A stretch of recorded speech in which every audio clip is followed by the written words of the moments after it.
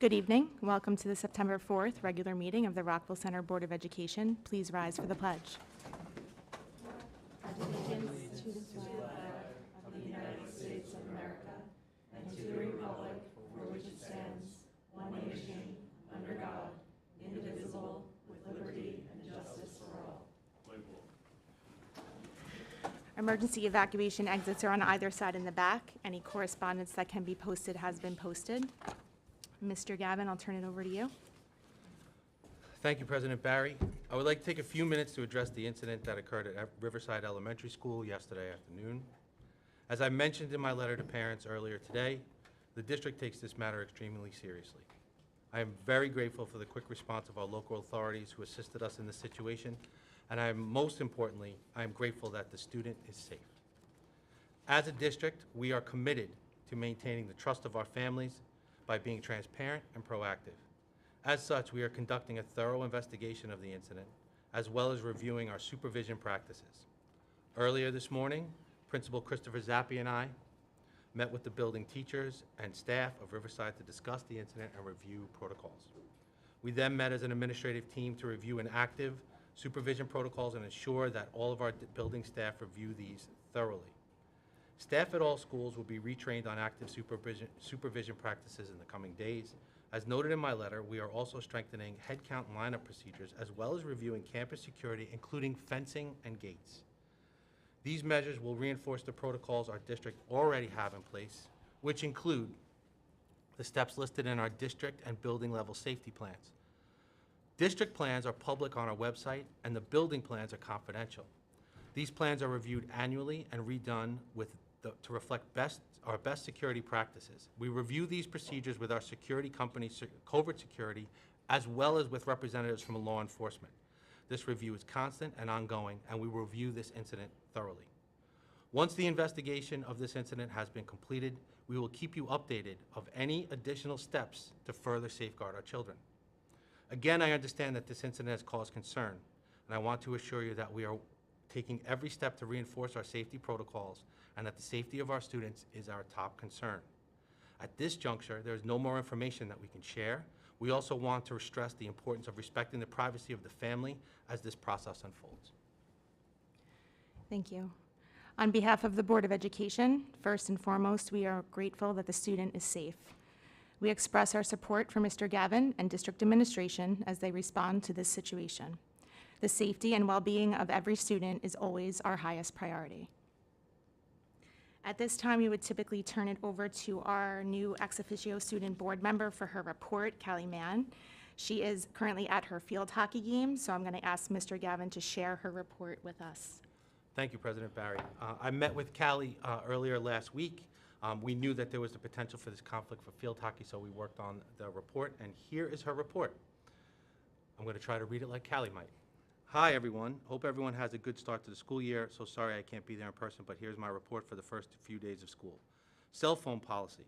After talking to some of my peers, I found that while many do think it can be frustrating to not have devices when they are at lunch or an off period, it has been really nice not to have distraction. 2 of my fellow juniors have said that not having their phones has helped limit distraction and helped improve focus. We'll see if that changes. New classes. This year we have a handful of new classes and students seem to be loving them. One new class is our Unified Theater class, which is a mix of students in the core program and students in general education. One participant in this class said it was super fun and a great way to meet new kids, especially those in the core program. We also have new classes like fashion marketing and IB dance, which students seem to really be enjoying. Recent and upcoming events. We just had our grade level assemblies on the 3rd and 4th, which covered topics like cell phone policy, AI usage, clubs, activities, and more.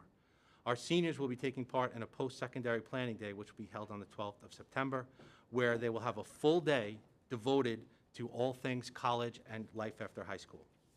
Also, as sports kick off, lots of teams have upcoming games, including our homecoming football game, which will be on the 27th. Changes. One issue that I seem to be hearing a lot of with students is that when they're selecting courses at the end of the year, they would like to be more aware of the new classes that are available. This could have caused a lot of kids to miss out on some classes that could have been fun and interesting to them.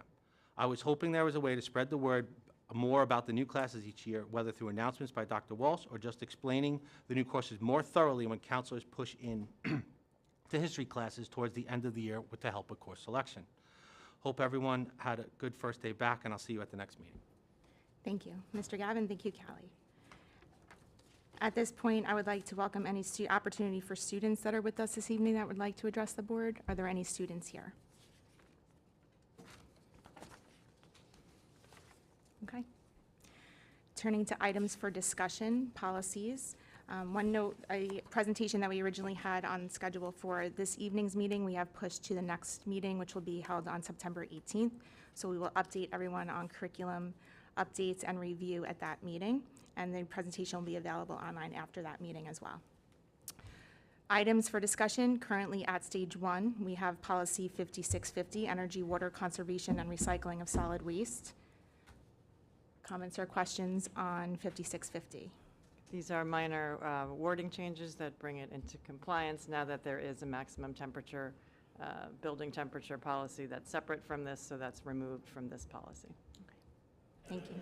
Okay to move this to stage 2 at the next meeting? Yes. Also at stage 1 this evening, we have 5674, data access and security access.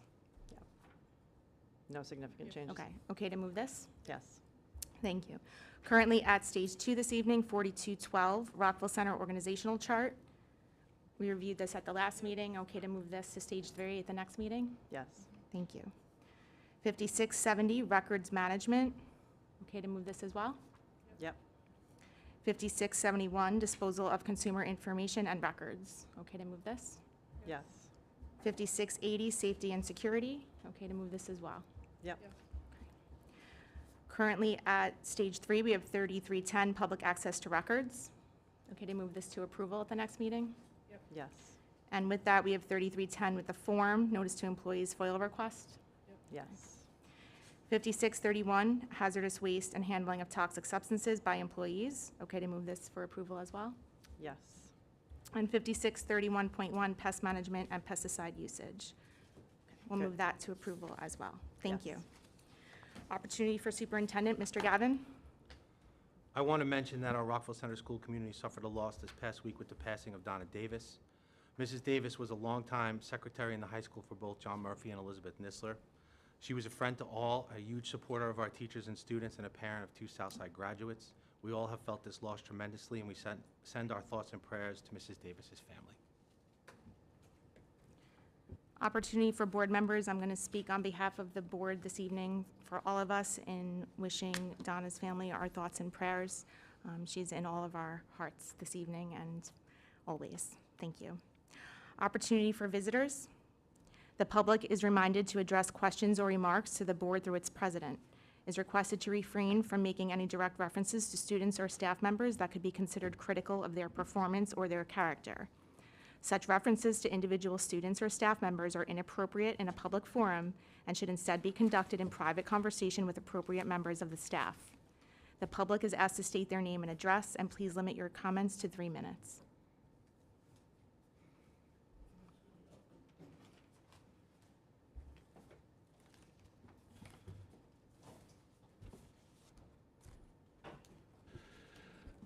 Good evening, Jeff Greenfield, citizen taxpayer, Yuba Court. I have to go back to a familiar theme of mine, overtime. 2 Sundays ago, I witnessed overtime for your maintenance staff doing landscaping.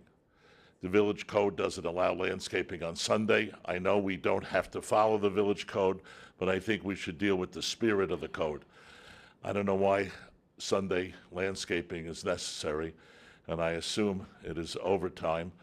And I would hope that I continue to urge us to control overtime like that. The next issue is, are we going to get an update on the buses and the busing? I know that Mr. Gavin last year said that efforts over the summer to consolidate routes and cut back and again, watch the budget with respect to transportation costs. Especially since we got socked by BOCES, I'm still waiting for them to get back to me. The cost of BOCES transportation that they hit us with, we could do Uber for less money than what they're charging us. But I was hoping, for any transportation relief or line or things along those lines. With regard to school security, just a generic comment. Do we have exterior cameras? As I know at the high school here, but at the elementary level we have. Yes. There's also inexpensive technology today with perimeter fencing that I know we have that in Florida in my condo community because of problems, and that when the beam is broken, an alert goes out. And we may want to look into that. That is not at all expensive, and the technology is there, and it could help give an early alert to someone that leaves the premises by way of a fence, over a fence, around a fence, or in vicinity of the fence. And I offer that as a positive comment with respect to the circumstances. Thank you. I hope we had an uneventful, other than that incident, the start of the school year. I know that took center stage. With everything else going on, I hope that the start of the school year was uneventful otherwise and productive. Last question I had, the last meeting I attended, I met an assistant superintendent of schools acting. I don't see him here. Is he done? He couldn't be with us this evening. He's not. But done. he's still Yes. engaged. Yes. Mazel tov. Yeah. Okay. Thank you. I just wanted to make sure he was still engaged. Yeah. Okay. No. Somebody else is engaged. Thank you. Thank you.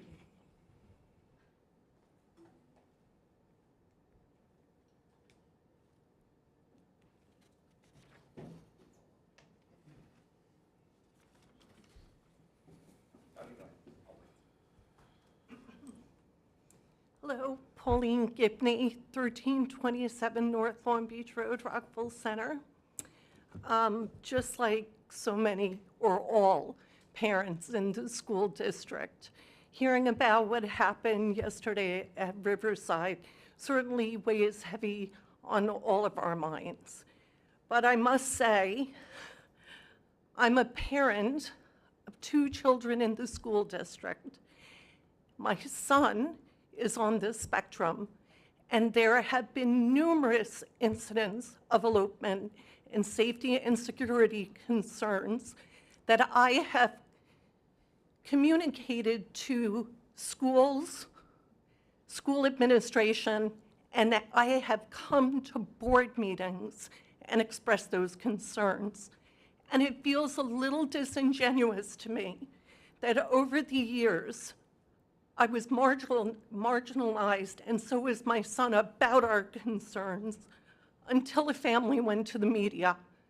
And I'm very disappointed. And my son, who is currently in the 8th grade in the middle school, has still had elopement issues and still has one-to-one. And I really feel something needs to be done before parents go to the media to get issues resolved. We should be in good faith resolving the issues with families when they've been expressed. Thank you.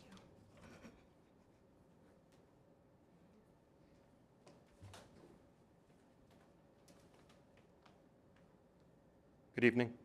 My name is Andrew O'Brien. I live at 46 Walnut Avenue. I came because I kind of jump on Jeff's back with the fire safety and the building safety. Something came up recently. How did your tour of buildings go last month? Did everything look all right? Did we get fire safety reports and everything squared away, Mr. Gavin? In terms of fire safety reports? Right. Well, I know the tour of buildings was for the school board last Yeah, month. we had Did a- everything? We had a tour of buildings in terms of, we do it in the interior and exterior. Okay. We have one issue that we have to work on, which was an additional structure that we put too close to a fire hydrant, so we're working on that with the building department as we speak. Okay, that's the main reason why I'm here. I just want to give you a little history. I'm in the building inspection business. I'm also a fireman, so I kind of understand these things. I don't really understand how somebody thought putting a wooden structure over windows at the high school would be a good idea. You'll all see it when you exit out the side. It's pretty unreasonable. If you had any idea of what you were talking about, that would never have happened. And I find it interesting when the local fire representative came and told the person in charge that the building was illegal and had to come down. He pushed back and said, no, we know what we're doing, and we're going to move forward. And we had to contact the state to get them to intervene in this. not really a good situation. This falls on the back of me for many years watching what I see as poor decision-making sometimes in that department. I know during COVID, we bought tents and put them up in the middle school perimeter of the tennis court. Again, totally against all building codes. That was followed more recently by when you got the field done, which is beautiful, the community uses it. They put up aluminum fencing around the field. As soon as I saw it, I said, this will not last. Within 2 weeks, it was dented. We removed all of that aluminum fencing and put up a higher gauge fencing. That fencing, on Jeff's remarks, will not stop a car from going onto the field, yet we removed wrought iron fencing that had been there for 75 years that will prevent the school automobile from. So I'm just questioning who's making these decisions, and is the school board aware these decisions are being made? I can't imagine that was a cheap building to build out there, and now we have to pay to have it removed. Something to think about. Thank you. Okay. What is that building for? What was it intended for? It's not a back and forth. We'll take it into consideration. Thank you. One more question. Another answer. Is there something going on with the bathrooms in the high school? Because everybody's complaining about bathrooms being shut. Maybe just Mr. Gavin look into that when asked for a call. Sure. Sure. I haven't heard anything on bathrooms, but I will double check. Lines around and then bathrooms. We'll, Okay. we'll follow up with Dr. Thank you. Walsh. Thank you. Thank you.